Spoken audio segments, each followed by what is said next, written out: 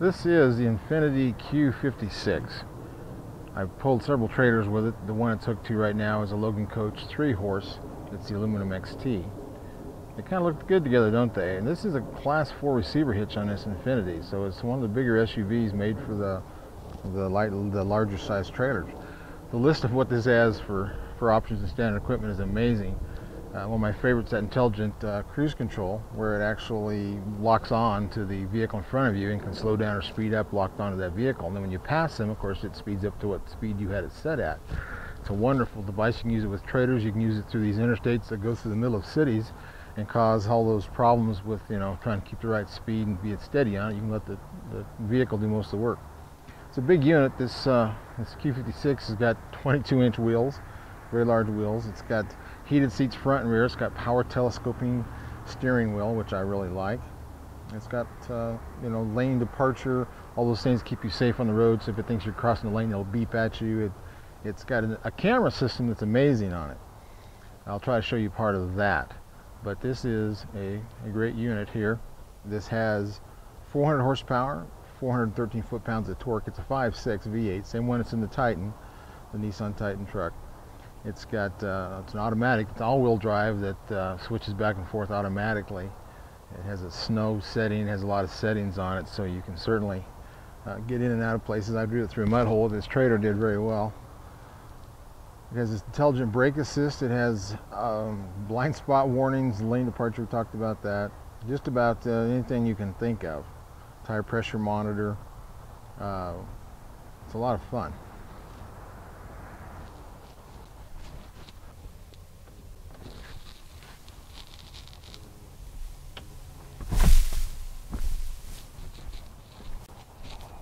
The Infiniti Q56, it's a very nice SUV. It handles well, handles the trailer well. It's got so many toys on it, you can spend all day long playing with them. This is the rear hatch gate. It opens remotely, which is nice when you got your hands full of groceries or feed bags. I've hauled a lot of stuff in this. And it's just a well-equipped SUV. It's a luxury SUV, a leather, the heated seats, 13 speakers. It's got the entertainment center, so it's got screens on the back of the headrest. Grandkids watch DVDs in it. And it does well off-road. I don't know if you want to take something this luxurious and play in the really bad stuff, but it's capable. The running boards are tucked underneath the doors, so it's not in the way, but it's useful. A lot of running boards stick out and just look ugly. This is all refined. The nose has quite a different look to it. And it's got seats for 7, seat belts for 7. You can push a button and the back seats fold down flat, and I showed you how the middle row rolls over out of the way so you can get to the back seats. So it's a very functional vehicle. It's got the power too, and it will tow a vehicle. I'd recommend any kind of SUV or an independent suspension type suspension to use a weight distributing hitch. That does help take some of the sway out of any kind of a trailer on an SUV. And this does have an airbag automatic suspension that levels you out, which is really nice when you're towing trailers. Keeps you level. That means the trailer's level if you get everything hooked up with your hitch right, and then you'll be braking better when everything's level. But I enjoy driving it. It's got a moonroof. It's got just about anything you think of. Heated steering wheels. I mean, the heated second row seat as well as the front row seat. But my favorite part though is that intelligent cruise control where you can lock on whoever's in front of you and it'll just stay on that person's speed until they turn off or you pass them, and then it'll go to the speed that you set. The controls are very ergonomical. I really like in the center console there's the GPS, which has a lot of things with it as well, besides radio, climate control, but it's got knobs on everything. So many vehicles have all these buttons, so you got to look at the button, find the button, take your eyes off the road, and push it as many times as you need to. That's not really the safest way to control your systems. On this, there's a knob for everything. There's a knob for the GPS, for the map, so you can actually zoom it in and zoom it out if you're looking for certain streets.